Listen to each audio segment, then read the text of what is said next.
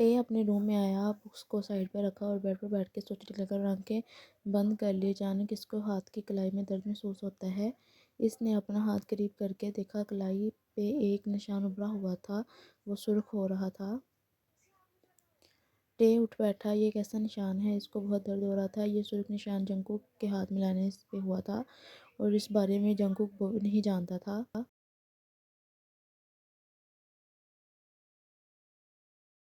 ٹے side table سے first aid box نکالا اور ایک جیل نکال کر نشان پر لگایا۔ کچھ دیر پہلے تو ٹھیک تھا، اب یہ کہاں سے آیا زخم؟ سوچتے ہوئے اس نے پٹی کی۔ یونگی ٹے آ جاؤ، میں نے کھانا لگا دیا ہے۔